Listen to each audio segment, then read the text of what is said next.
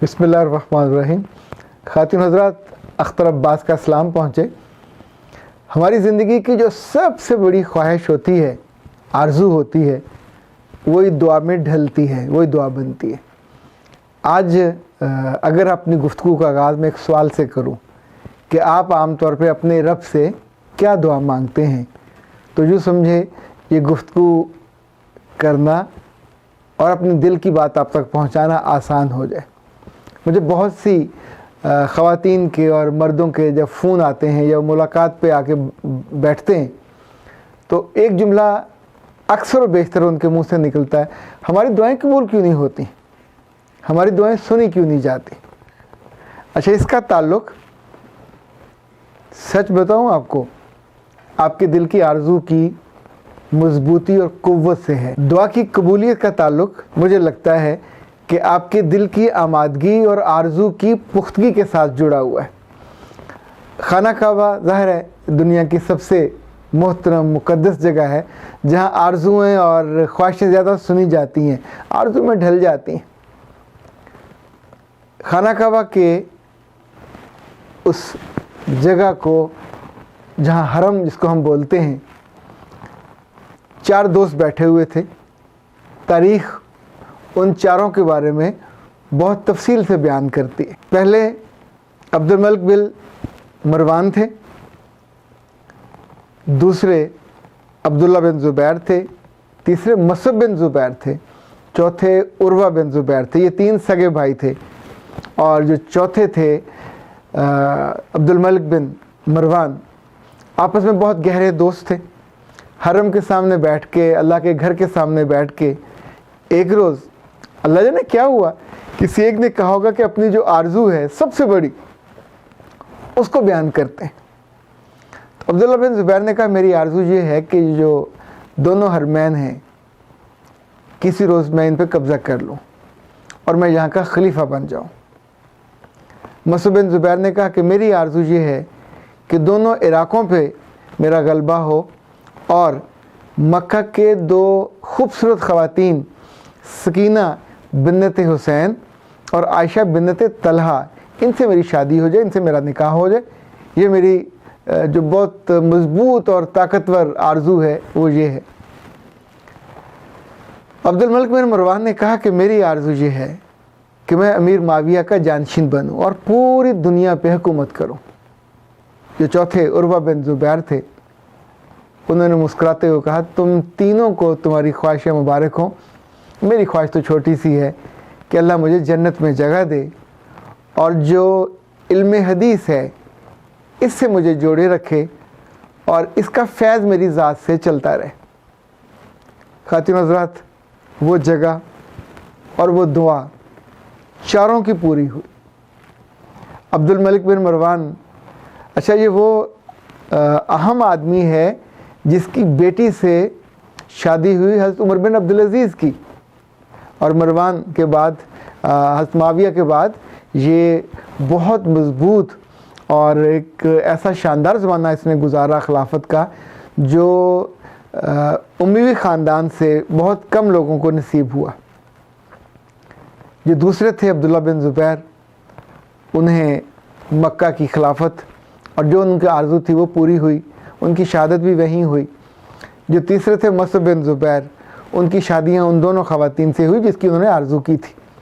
और चौथे उर्वा बिन ज़ुबैर, इनके बारे में अब्दुल मलिक बिन मरवान ये कहा करता था अपने वज़रा से और दोस्तों से कि लोगों अगर कुछ जन्नती आदमी देखना है तो वो देखो उर्वा को। अल्लाह ने उनकी ज़ुबान में ऐसा फैज़ जारी किया था और ऐसी बरकत रखी थी कि लोग उनको सुनने, उनको देखने, उनको चाहने आया करते थे। आरज़ू जितनी वाज़े हो, जितनी क्लियर हो, उतनी आसानी हो जाती। जब मैं उस जगह पे बैठा और मुझे मौका मिला दुआ करने का, तो मैंने भी सोचा मुझे क्या चाहिए। इस वजाहत का जब आप अपने आप से बात करते हैं तो कई दुआएं आगे पीछे हो जाती हैं, कुछ बहुत आगे आ जाती हैं, कुछ बहुत पीछे चली जाती हैं। मैंने अपने रब से कहा कि सर मुझे इतना ही बड़ा जनाजा चाहिए जितना बड़ा जनाजा यहाँ पे होते हैं। फिर मैंने उनसे कहा मैं सारी उम्र आपकी मोहब्बत से जुड़ा रहना चाहता हूँ और मुझे कभी मेरी ज़िंदगी में राह से बेरा ना होने दीजिएगा। तीसरी मैंने आरज़ू की कि मुझे जन्नत में जो सबसे आला जन्नत है फिरदौस, उसमें बड़ा सा घर चाहिए जो हवा में मुअल्लक हो और मैं उस खूबसूरत और शानदार घर को देखते हुए रूह से मैं राज़ी हूँ। और ये घर ऐसा हो जो आपके बिल्कुल हमसायगी में हो, आपके कुर्ब में हो। चूँकि आपने वादा किया आरज़ू करो तो मैं पूरी करता हूँ, जैसा तुम सोचते हो मैं वैसा उसको पूरा कर देता हूँ। अगली बात मैंने उनसे कही कि मेरी आरज़ू ये है कि जो नया ज़ाविया है ज़िंदगी में भी और ज़िंदगी के बाद भी मेरी ये पहचान रहे। और आखिरी ख्वाहिश मैंने उनसे कही कि मेरी जो सुलभी औलाद है और मेरी जो मानवी औलाद है, जो मुझे पढ़ते हैं, देखते हैं, सुनते हैं, ये इनकी मोहब्बत में कभी कमी ना आए और मेरे लिए ये सदका जारिया बने। जब मैं ज़िंदा न रहूं तो भी इनकी यादों में, इनकी मोहब्बत में मैं ज़िंदा रहूं और इनके अमाल, इनकी दुआएं मेरे लिए आती रहें। ये दुआ करने के बाद मैं बिल्कुल मुतमिन और शांत हो गया और बाकी दिन मैं अपने लिए दुआ नहीं कर पाया।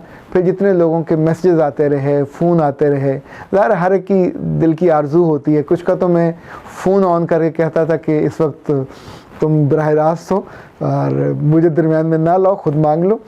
क्योंकि जब आपको एहसास हो कि आप उन फ़ज़ाओं में हैं, उन जगहों पे हैं, फ़िक्री तौर पे जो मर्ज़ी हो, इनफैक्ट वो दिल आपका उस वक्त अपने रब से जुड़ा हुआ होता है और हम कलाम होता है, जैसे बराह रास्त नशरियात होती हैं उस तरह का।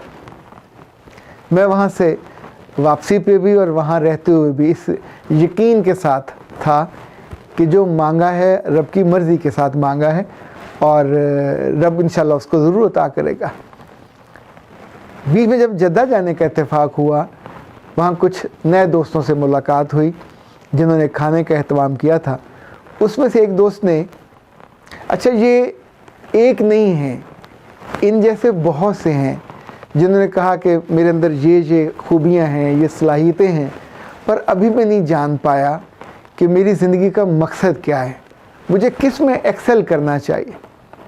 आज मैं आपसे असल में यही कहना चाहता हूँ कि दुआ हमेशा आपके मकसद का इजहार बनता है। जितना वाज़े मकसद आपके दिल में हो, ज़िंदगी में हो, उतनी ही उम्दा और एक कंसीव्ड और वेल ऑर्गेनाइज्ड दुआ आपके मुंह से निकलती है जो मेरे रब ने पूरी करनी होती है। जिन लोगों की ज़िंदगी के मकसद छोटे छोटे होते हैं या बदलते रहते हैं या उनको यकसुई नहीं होती और अपने ऑब्जेक्टिव ऑफ लाइफ के बारे में मुंतज़र होते हैं कि लोग उनको बताएं, लोग नहीं बता सकते। ये तो आपका मन बताता है, ये तो आपका तन बताता है, ये आपकी सोच बताती है। जिस चीज़ में आप कंफर्टेबल होते हो, जो आपको अच्छी लगती है, जो मोहब्बत से करने का आपका मन करता है, बल्कि जो मुफ्त में भी करने का मन करता है, जिसके लिए आप सोचते हो कि मैं बना हूँ, जिसके लिए आप सोचते हो कि रब ने मुझे जिस्म, जान और रूह दी है, वो मकसद है क्या। जब उस मकसद को आप बिल्कुल वाज़े नज़र आपको आ जाता है, आप उसको ना भी लिखो पर आपको इल्म होता है कि ये मेरी ज़िंदगी का ऑब्जेक्टिव है, मैंने इसके लिए जीना है, तो फिर वो दुआ में ढलता है।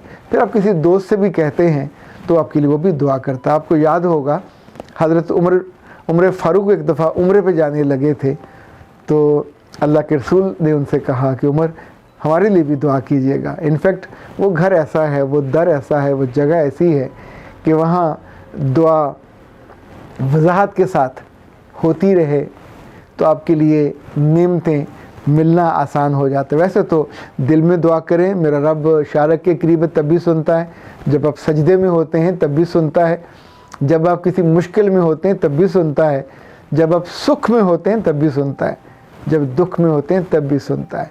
ये बंदा ही उसको भूल जाता है, वो नहीं भूलता।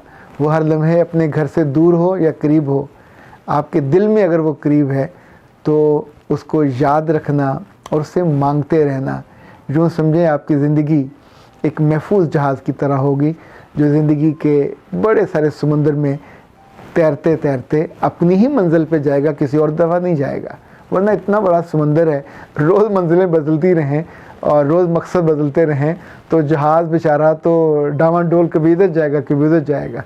میرا رب آپ کی زندگی کو بہت عمدہ، ویل کنسیوڈ، ویل آرگنائزڈ اور ویل ڈیفائنڈ مقصد زندگی دے، اور پھر اس کی آپ دعا اپنے رب سے کریں، وہ آپ کے لیے سہولتیں دے، وہ آپ کے لیے آسانیاں دے، اور آپ کو زندگی میں بھی اور زندگی کے بعد بھی صرف اس زندگی کے لیے نہ مانگا کریں، وہ مل جائے گا تو وہاں بہت تنگ ہوں گے، دونوں زندگی کے لیے مانگا کریں، کیونکہ میرا رب یہ کہتا ہے کہ یہاں کی زندگی بھی اور وہاں کی زندگی بھی دونوں بہترین چاہیے۔ سلامت رہیے اور سلامتی کے سفر کا باعث بنتے رہیے۔ السلام علیکم۔